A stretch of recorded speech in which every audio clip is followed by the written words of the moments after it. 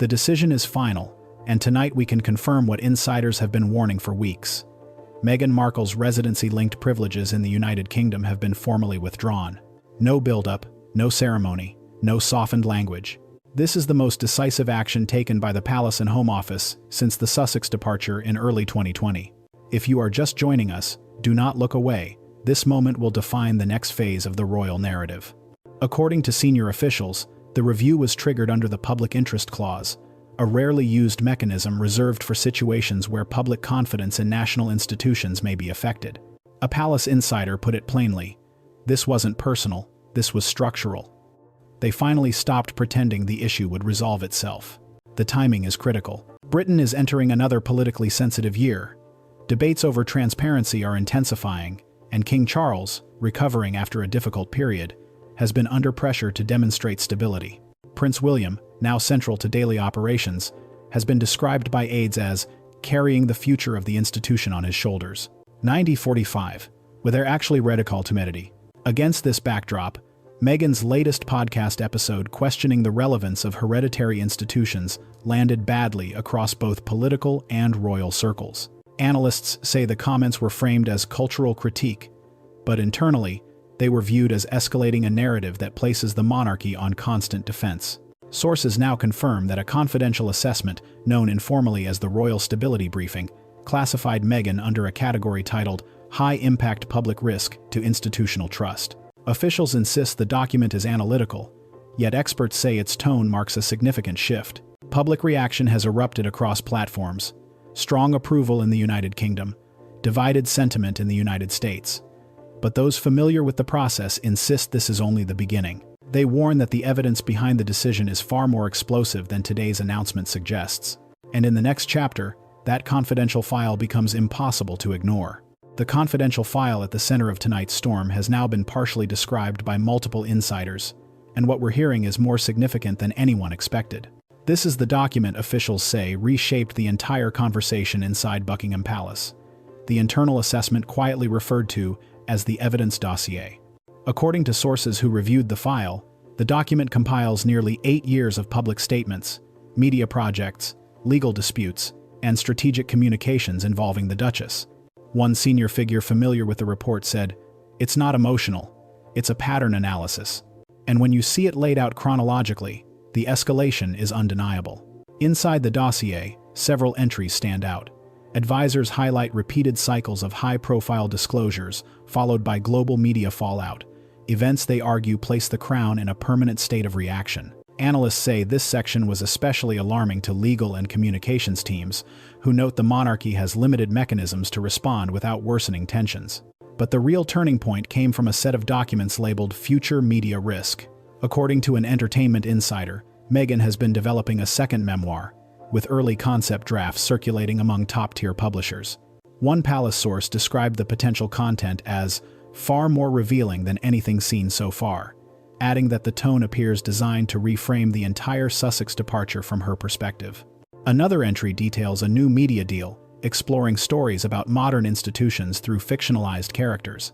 While entirely legal, insiders saw clear parallels with recent royal events, prompting concerns about indirect portrayals. Experts reviewing the leaked descriptions say the file represents a shift in how the monarchy evaluates reputational challenges, not as isolated controversies, but as sustained impact on institutional stability. And according to one senior official, this dossier is what pushed the Royal Council toward a breaking point, setting the stage for the decisive meeting that followed. The dossier did not sit quietly. Within hours of its circulation, senior figures were summoned for what insiders describe as the most charged internal meeting since the Sussex departure in early 2020.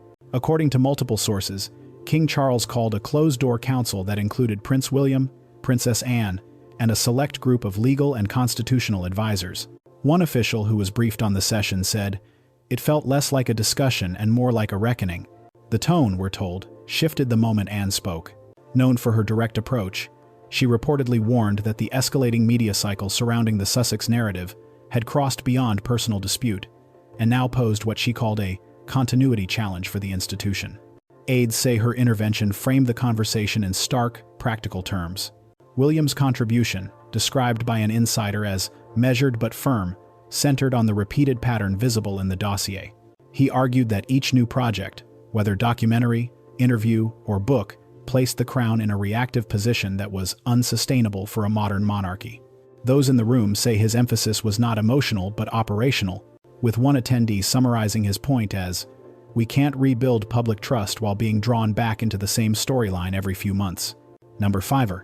The turning point of the meeting emerged when advisors presented new intelligence, indicating that Meghan's upcoming media projects were designed around sharper thematic contrasts, potentially reviving past tensions at a moment when the monarchy is working to project stability. Insiders say this section produced a noticeable shift in the room. Experts we consulted note that council gatherings of this nature are exceptionally rare and typically reserved for matters affecting the long-term function of the institution. And by the end of the night, one conclusion had formed with unmistakable clarity. The situation could no longer be managed through silence. What followed was a decision that reshaped the royal strategy entirely. Public reaction erupted almost instantly once the decision became public, and tonight the data illustrates just how sharply opinion has shifted. According to new polling reviewed by our newsroom, support inside Britain has surged, with a strong majority saying the monarchy acted out of necessity rather than sentiment. One analyst familiar with the numbers called it the clearest indication yet that the public wanted a line drawn. Across social platforms, the response was even faster. British commentators praised the firmness of the move, citing long-standing fatigue with recurring tensions. Meanwhile, in the United States, reaction fractured along cultural lines. Some expressed disbelief, viewing the decision as excessive, while others framed it as an inevitable outcome after years of escalating media narratives. A senior media strategist in Los Angeles told us, "People are not against Meghan, but they are exhausted by the storyline." That exhaustion plays a bigger role than many admit. Behind the scenes, broadcasters and streaming platforms have been conducting their own assessments. An industry insider confirms several UK-based charities and organizations quietly paused planned collaborations involving the Sussex brand, noting, "The environment is simply too unpredictable right now." Meanwhile, leaked notes from a BBC planning call reportedly referenced a proposal to exclude Meghan from all state-adjacent events for at least a decade, not as punishment, but as risk management. Political observers say this moment reflects a deeper shift in how institutions adapt to constant online scrutiny. The monarchy, long defined by tradition, appears to be moving toward a more defensive communications posture, treating reputation as a strategic asset rather than a passive element. One former government advisor added, "This is the crown functioning like a modern organization. It may surprise people, but it's a logical response." And yet, even as public sentiment settles in one direction, those close to the Sussex camp hint that the response from Montecito will be far from quiet, setting the stage for a sharp escalation. If anyone expected silence from Montecito, tonight's developments prove the opposite. Within hours of the public reaction settling into its unmistakably divided pattern, sources close to Meghan's team signaled that preparations were already underway for a coordinated response. According to a senior figure in the media world who has worked with her camp previously, they were not caught off guard. They've been preparing for multiple scenarios, including this one. It stayed and 70 tension is really down. Insiders say the first move came in the form of a series of emergency calls to a crisis management firm known for advising high-profile public figures and multinational brands during reputational storms. While the company declined to comment, a consultant familiar with their methods noted that their involvement usually indicates a long-term communication strategy rather than a reactive statement. "This will not be a short-term reply. It will be a campaign," the consultant said. At the heart of that campaign sits Meghan's long-discussed second memoir. Publishing insiders tell us early drafts have been circulating privately since mid-2024, and the themes appear sharper, more analytical, and intentionally reframed for a global audience. One editor who reviewed a preliminary outline described it as the most direct narrative she has ever written, adding that the content revisits events from 2018 through 2022 with new emphasis and new interpretation. Palace observers say this is precisely the scenario the recent royal council had hoped to avoid. But that is not the only project drawing attention. Reports suggest that a streaming platform has expressed interest in a new docuseries exploring modern institutions and the individuals who challenge them. While the concept does not explicitly reference the monarchy, several people familiar with the pitch say its character arcs draw obvious parallels. A Hollywood executive who has collaborated with Meghan's production team told us, "These are coded narratives. Anyone watching will connect the dots. Don't 5. End of UFX." Meanwhile, legal advisors are said to be reviewing the language used in the official revocation decision to determine whether a procedural challenge is possible. Experts caution that such efforts rarely succeed, but observers say the intent may be more symbolic than practical, signaling that Meghan will not accept the action without response. Commentators now warn that this next phase could mark a decisive shift in the public conversation. Until now, reactions have been largely defined by polls and media framing. But with Meghan preparing a global counter-narrative through print, streaming, and legal avenues, the situation may escalate far beyond the boundaries of institutional policy. As one insider close to the Sussex Circle concluded, they see this not as an ending, but as a beginning. Inside royal circles, tonight marks a turning point, one not driven by sentiment, but by strategy. According to multiple insiders, King Charles and Prince William have now aligned on what is being quietly referred to as the Royal Continuity Plan, a long-term framework designed to stabilize the monarchy amid what observers describe as the most persistent media pressure of the past decade.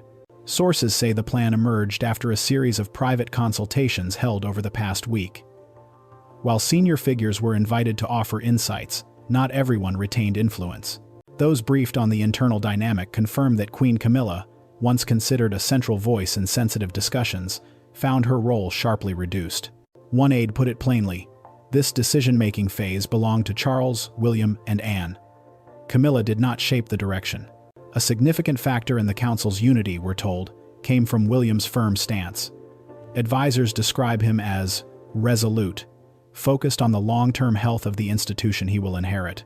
With public support rising and political voices urging clarity, William is said to have emphasized that wavering at this stage would create more uncertainty than action.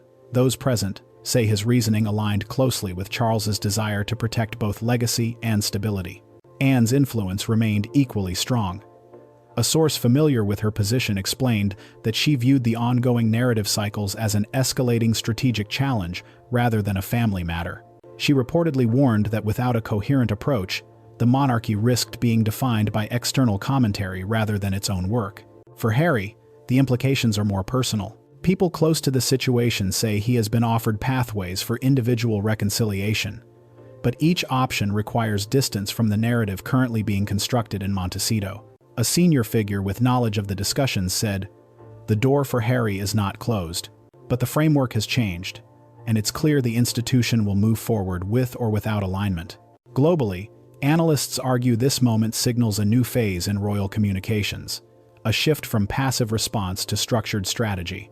As one former government advisor summarized, "The Crown is acting like a modern institution now. This is proactive, not reactive. Think 70 different."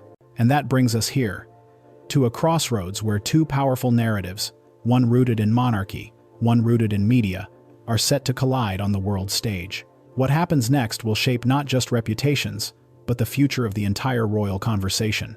Thank you for watching. And if you want the next chapter the moment it drops, make sure you subscribe, stay tuned, and don't miss what comes next.